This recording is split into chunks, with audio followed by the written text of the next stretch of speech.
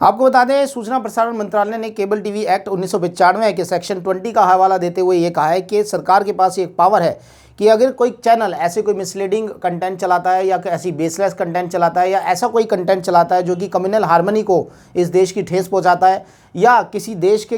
के दूसरे देश के साथ संबंध खराब होते हैं इनकी नेगेटिव रिपोर्टिंग के माध्यम से, तो मिनिस्ट्री उस चैनल के ट्रांसमिशन को रोक सकती है, मिनिस्ट्री उस चैनल को बैन कर सकती है। ऐसा इस नोटिस में लिखा हुआ है। मैं आपको बता दूं, सीधा सीधा पढ़ के बताऊंगा। Offend against the good taste and decency. Second point इन्होंने दिखाया कंटेन्स क्रिटिसिज्म और ऑफ फ्रेंडली कंट्रीज, यानी कि जो फ्रेंडली हमारी नेबरहुड कंट्री हैं उनके अगेंस्ट अगर कोई क्रिटिसिज्म चैनल फैलाता है, जैसा कि आपने देखा होगा कि न्यूज़ चैनल अपनी टीआरपी को बटोरने के चक्कर में ऐसे ऐसे कंटेंट इस पूरे देश में दिखा रहे हैं कि जिससे कि एक देश में कम्युनल हार्मनी खराब हो रही है और दूसरा जो फ्रेंडली जो हमारी कंट्रियाँ हैं उनसे हमारे संबंध भी खराब हो रहे हैं। आपको बता दें, बहुत ही स्ट्रॉन्ग ये जो मैसेज है मिनिस्ट्री इन्फॉर्मेशन ब्रॉडकास्टिंग ने इन प्राइवेट टीवी चैनल्स को देने की कोशिश की है। उन्होंने साथ ही ये भी कहा है कि कई एंकर तो ऐसे टीवी स्क्रीन पर दिखाई देते बनते हैं कि जैसे वो अभी यहाँ पर युद्ध करा देंगे। साथ ही मिनिस्ट्री ने यह भी कहा है कि इन रेस्पेक्ट ऑफ रिपोर्टिंग और Russia Ukraine conflict it has been observed as under channels have been making false claims and frequently misquoting international agency and actors। इसका मतलब ये हो गया कि सीधे तौर पर मिनिस्ट्री खुद कह रही है कि चैनल एक फॉल्स क्लेम को क्रिएट कर रहे हैं, फॉल्स क्लेम बना रहे हैं पूरे देश में और फ्रीक्वेंटली मिसकोटिंग, यानी कि लगातार पूरे पुरजोर तरीके से मिसकोट कर रहे हैं, जो कि ऐसा कुछ है ही नहीं इंटरनेशनल कंट्रीज़ में। उन्होंने साथ ही दूसरे पॉइंट में ये भी कहा है use of scandalous headlines taglines, यानी कि ऐसी स्कैंडलस हेडलाइंस और टैगलाइंस बनाई जाती हैं कि अभी टीवी स्टूडियो में जो है युद्ध प्रारंभ हो रहेगा और हालांकि इंटरनेशनल एजेंसीज़ को, इंटरनेशनल कंट्रीज़ को ये पता भी नहीं होता कि आखिरकार ये ऐसा हुआ भी है नहीं। साथ ही आपको बता दें, देश के लिए बहुत चिंताजनक स्थिति है किस तरह से नेशनल न्यूज़ चैनल्स और इनका नेटवर्क जो कि प्राइवेट हाथों में आ चुका है, जो इस तरह के कंटेंट प्रोड्यूस कर रहे हैं देश में, जो कि पूरी तरह से मिसलीडिंग है, पूरी तरह से फैक्टलेस है, पूरी तरह से बेसलेस है, विदाउट स्टडी और विदाउट फैक्ट के ये बातें टीवी चैनल पर की जा रही हैं और इनको बैन करने की इस नोटिस में कह दिया गया है इस एक्ट के अकॉर्डिंग, अगर ये टीवी चैनल नहीं सुधरे तो।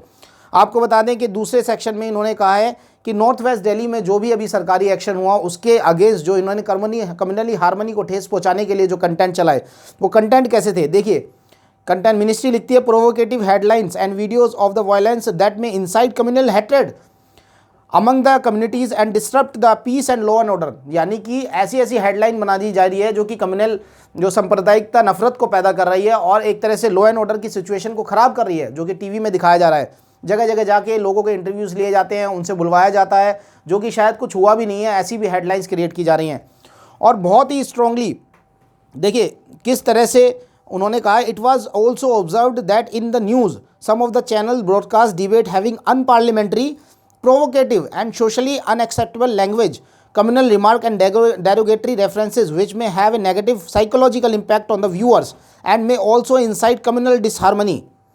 कितने स्ट्रॉन्ग शब्दों का मिनिस्ट्री इन्फॉर्मेशन ब्रॉडकास्टिंग ने इस्तेमाल किया है। आपको बता दें, ये मैंने 2-3 दिन बाद के इसको नोटिस को डाउनलोड करके निकाला है ताकि मैं देखना चाहता था कि आखिरकार इस पर न्यूज़ कौन कौन कंपाइल करता है।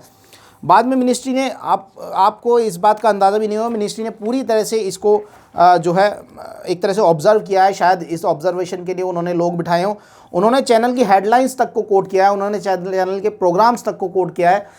कि नेशनल न्यूज़ नेटवर्क जो हैं जितने भी हैं ये चैनल कैसे कैसे चलाते हैं। उन्होंने एक जगह पे ये भी कहा है कि रशिया और यूक्रेन का जो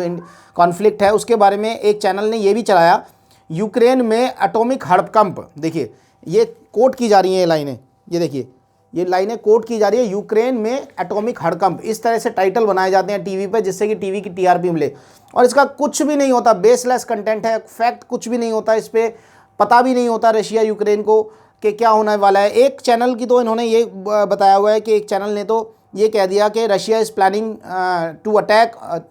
planning a nuclear attack on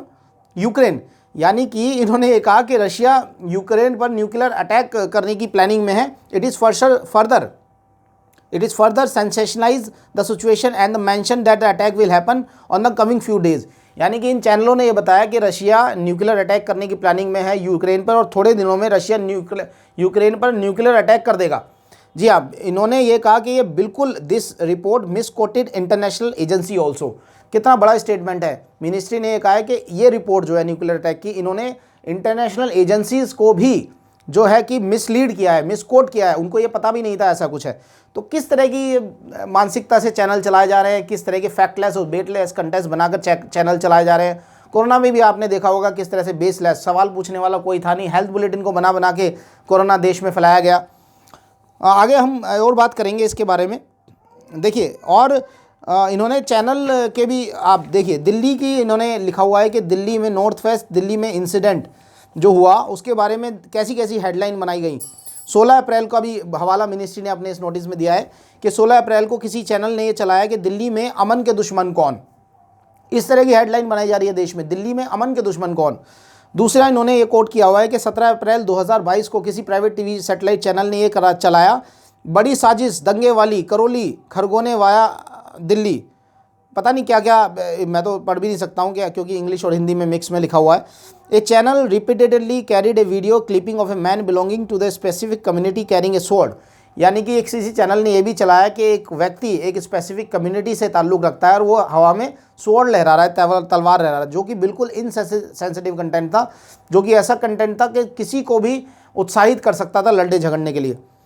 और साथ ही आपको बता दें कि जो है फुटेज अंडर हेडिंग हिंसा से एक रात पहले की फुटेज, ऐसा कुछ करके चैनल ने किसी ने कंटेंट टीवी पर चलाया कि हिंसा की एक रात के पहले की फुटेज सब कर देगी उजागर। और वो फुटेज को दिखाया भी गया, उस फुटेज से किसी का कोई मतलब नहीं था, वो फुटेज कहीं इंडिया की नहीं थी, कहीं भी नहीं था, और ऐसे कंटेंट को एयर कर दिया गया। और इन्होंने एक उसमें न्यूज़ डेटाबेस बना के इन्होंने दिया भी है, उसमें नाम भी दिया है न्यूज़ डेटाबेस में। उन्होंने ये बताया कि एक न्यूज़ चैनल ब्रॉडकास्टेड अ प्रोग्राम टाइटल हुंकार ऑन 20 अप्रैल। अब हुंकार किसका टाइटल है ये आप खुद इंटरनेट पे सर्च कर सकते हैं। एक प्रोग्राम को चलाया गया हुंकार नाम के, जिन्होंने during the database several speaker and use unparliamentary and derogatory language towards each other, जिसमें कि बहुत सारे पैनलिस्ट थे, उन्होंने एक दूसरे के प्रति बहुत डेरोगेटरी जो लैंग्वेज यूज़ की, जो कि कभी भी किसी समाज के लिए ठीक नहीं होती। और एक चैनल ने तो ऐसा टाइटल चलाया, अली वर्सेस बजरंग बली, अली वर्सेस बली कहाँ है खलबली, अली वर्सेस बली कहाँ है खलबली। इस तरह के जो स्लग और इस तरह के टाइटल जो प्रोग्राम पे चलाए जाते हैं, उस पर मिनिस्ट्री ने बहुत सख्त जो है एक्शन लिया है। एक तरह से इनको एडवाइजरी जारी की है कि ऐसे कंटेंट आप लोग ना चलाएं, क्योंकि एक डेवलपिंग नेशन में अगर जर्नलिज्म के मायने किसी को नहीं पता तो वो व्यक्ति जर्नलिज्म कर ही नहीं सकता। और मैं तो अंत में यही कहूँगा कि प्राइवेट सैटेलाइट चैनल के आखिरकार कौन सी मानसिकता ये टीआरपी के अकॉर्डिंगली इस देश में चला रहे हैं कि इनको ये समझ नहीं आ रहा कि इनको कंटेंट टीवी पर कैसा देना है। तो यही सब चीज़ें हैं दोस्तों कि आप जिस भी कंटेंट को देखें उसको ज़रूर एक तरह से वेरीफाई किए। आपके हाथ में नेटवर्क है, आपके हाथ में इंटरनेट की पावर है, आजकल देश में कोई भी कहीं से भी कुछ भी सर्च कर सकता है।